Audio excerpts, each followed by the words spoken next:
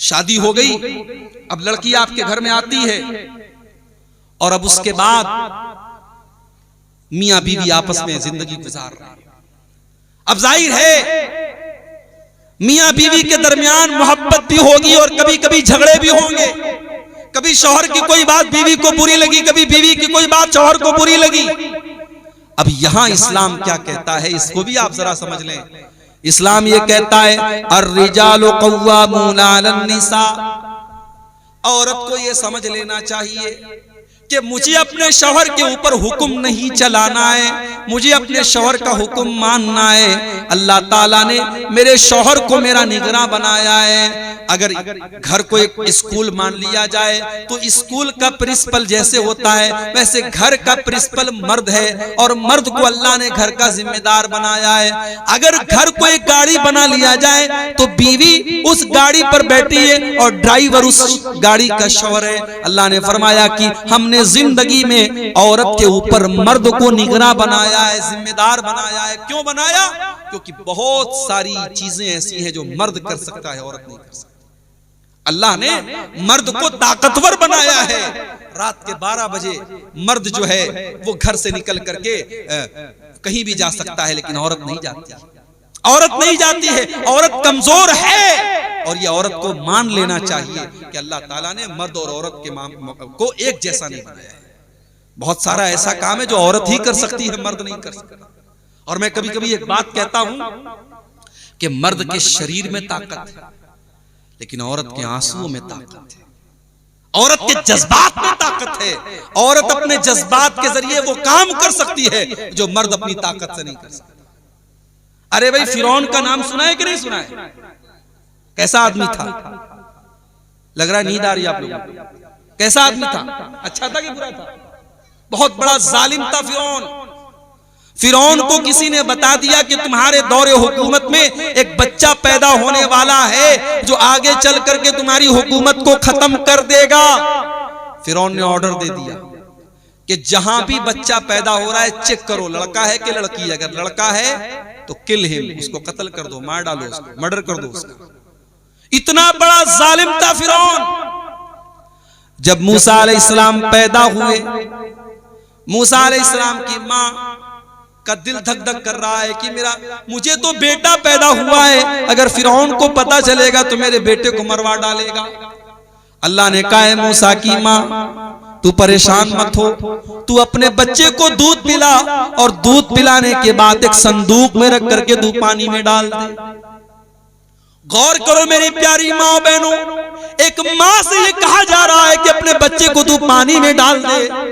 मूसा की माँ जाहिर माँ थी, माँ का कलेजा कैसे मानेगा कि अपने बच्चे को मैं पानी में डाल दूं। मगर अल्लाह ने मूसा की माँ के कलेजे को मजबूत किया और उन्होंने अपने बच्चे को दूध पिलाया और दूध पिलाने के बाद एक संदूक में रख के पानी में डाल दिया।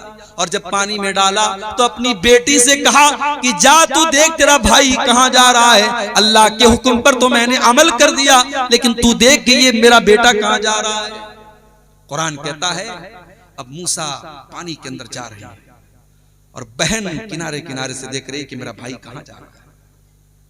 अगर आपके घर में कोई बहन है तो बहन से मोहब्बत करो मेरे भाई, ये बड़ा प्यारा रिश्ता होता है। अल्लाह जिनकी बहनें, अल्लाह उनकी बहनों को सलामत रखे। भाई बहन का रिश्ता भी बड़ा प्यारा होता है। बहनों को भाइयों की और भाइयों को बहनों की बड़ी फिक्र होती है। मूसा की बहन किनारे किनारे से देख रही मेरा भाई कहाँ जा रहा है। अब ये संदूक तैरते तैरते पानी के अंदर चलते चलते फिरौन के महल के पास पहुंचा। फिरौन की बीवी जिनका नाम आसिया था। अच्छा, आसिया जब लिखेंगे ना तो उर्दू में लिखेंगे जब तो अलिफ से लिखेंगे, अलिफ मद आ और छोटी सी, और ऐन से आसिया लिखते हैं, ऐन अलिफ जबर आ और स्वाद से लिखेंगे तो उसके माने हो जाएगा नाफरमान औरत। तो आसिया ऐन से नहीं हो सकता। किसी लड़की का नाम अगर आप रखें तो आसिया रखें अलिफ से, आसिया। अंग्रेजी में तो सेम रहेगा, हिंदी में तो सेम रहेगा, बंगला में तो सेम रहेगा, मगर उर्दू में ऐन और स्वाद के साथ गलत हो जाएगा और अलिफ और सिन के साथ सही रहेगा। तो हजरत मूसा की जब संदूक पहुंचा वहां पे तो फिरौन की जो बीवी थी जिनका नाम आसिया था, उन्होंने देखा कि पानी के अंदर संदूक जा रहा है। तो उन्होंने अपनी एक नौकरानी को भेजा कि जाओ देखो क्या है संदूक। नौकरानी गई, संदूक को निकाला, संदूक को खोला, इतना खूबसूरत प्यारा बच्चा, बच्चे को लेके आई। हजरत आसिया ने, जो फिरौन की बीवी थी, उन्होंने बच्चे को गोद में लिया और अपने शौहर के पास, फिरौन के पास आई। फिरौन तो ऐसे ही बच्चों से डरता था।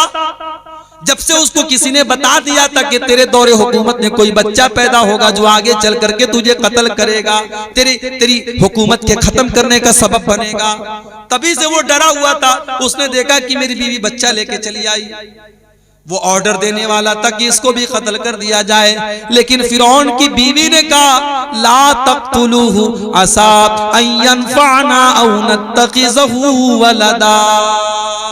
कहने लगी, ऐ मेरे सरताज, ऐ मेरे शौहर, इस बच्चे को आप कत्ल न करवाइए, ये कितना प्यारा बच्चा है, ये बच्चा हमारा कुछ नहीं बिगाड़ेगा, ये हमें फायदा पहुंचाएगा, ये हो सकता है कि हम इसको अपना बेटा बना ले, हमें अल्लाह ने, हम बे औलाद है, हम इसको औलाद बना ले। फिरौन इतना बड़ा जालिम था, मगर बीवी ने जब ये बात उसके सामने रखी तो पत्थर दिल फिरौन भी मोम बन गया और उसने कहा ठीक है, बीवी की बात मान गया। ये औरत की ताकत है, औरत अगर चाहे तो फिरौन जैसे पत्थर दिल को भी मोम बना सकती है। ये अलग बात है कि फिरौन इतना बड़ा जालिम था मगर बीवी के आगे मोम बन गया। और आज बाद शौहर तो फिरौन से भी बड़े जालिम होते हैं जो बीवी से कायदे से बात तक नहीं करते। मेरे भाई, ये जो मियाँ बीवी का रिश्ता है ये कोई नौकर और आका का रिश्ता नहीं है। शौहर कभी ये ना समझे कि मैं मालिक हूं और मेरी बीवी मेरी नौकरानी है। शौहर थक के आया, बीवी से कहा चल मेरे पैर में मालिश कर। बीवी बेचारी दिन भर की थकी है, किचन में काम किया उसने, घर की सफाई की, कपड़े धोए, सारे काम किए। बीवी बेचारी वो ये कहने का कभी हक नहीं रखती कि मेरे पैर में आज बहुत दर्द हो रहा है, आज कोई मेरे पैर में भी तेल लगा दे। वो तो नौकरानी है, शौहर तो आका है। माफ कीजिए, अगर आपने ये रिश्ता घर में बनाया है ये मेरे नबी की तालीम के खिलाफ है, ये इस्लाम की तालीम के खिलाफ है। बीवी आपकी नौकरानी नहीं है और आप उसके मालिक नहीं हैं। बीवी महबूबा होती है और आप उसके चाहने वाले होते हैं। इन दोनों के दरमियान, शौहर और बीवी के दरमियान मोहब्बत का रिश्ता होना चाहिए, नौकरानी और मालिक का रिश्ता नहीं होना चाहिए। अगर आप कभी बीवी के काम आ जाएं, कभी आप संडे है, घर में छुट्टी है, अगर आपने घर की सफाई में कुछ बीवी का हाथ बटा दिया तो आप छोटे नहीं हो जाएंगे, आपकी नाक नहीं कट जाएगी। अल्लाह के प्यारे नबी, इस कायनात के सबसे अजीम इंसान अल्लाह के प्यारे नबी जनाब मोहम्मद रसूलुल्लाह सल्लल्लाहु अलैहि वसल्लम जब अपने घर में होते थे, अम्मा आयशा फरमाती हैं काना यहलुबु शातहु, अपनी बकरी का दूध खुद दूह लेते थे आप। व यफली सौबहु, अपने कपड़े में बटन वगैरह लगाना होता था आप खुद लगा लेते थे और अपने जरूरी काम आप खुद कर लेते थे और आप अपने घर वालों के कामों में सपोर्ट करते थे। मेरे प्यारे साथियों, इस रिश्ते की यही खासियत है, इसको मोहब्बत के साथ आप चलाइए। और अगर कभी ऊंच नीच हो जाए तो फौरन तलाक तलाक तलाक कह करके जो रिश्ता तोड़ दिया जाता है, ये बहुत बड़ी जहालत है और इस्लाम के खिलाफ है।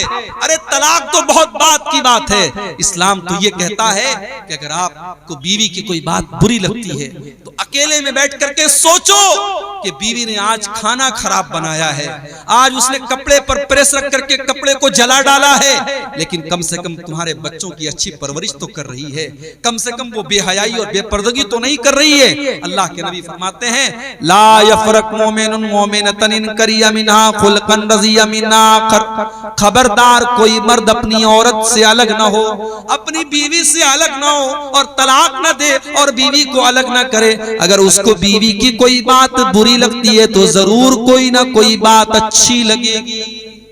तो इस रिश्ते की नजाकत को समझिए। अपनी माँ बहनों से भी कहना चाहूंगा, अपने भाइयों से भी कहना चाहूंगा कि आप एक आइडियल शौहर बने, एक आइडियल बीवी बने। हम देखते हैं बाज लोगों को कि समाज के लिए वो बहुत अच्छे होते हैं, लोगों से बहुत मुस्कुरा के मिलते हैं, मगर जब घर में जाते हैं तो बीवी बच्चों के साथ बड़ा खराब उनका रवैया होता है, बड़ा रूखा उनका तरीका होता है। माफ कीजिए, कोई अच्छी चीज नहीं है। अल्लाह के प्यारे नबी फरमाते हैं खैरुकुम खैरुकुम ले अहलिही व अना खैरुकुम लिअहली, ओ लोगों तुम में सबसे अच्छा इंसान वो है जो अपने परिवार के लिए अच्छा हो, और मैं तुम में अपने परिवार के लिए सबसे अच्छा हूं। इसीलिए जब अल्लाह के नबी से पूछा गया कि अय अल्लाह के नबी सबसे बेहतरीन औरत कौन सी है, मेरी प्यारी माँ बहनों, सबसे बेहतरीन औरत की 3 निशानी अल्लाह के नबी ने बयान फरमाई।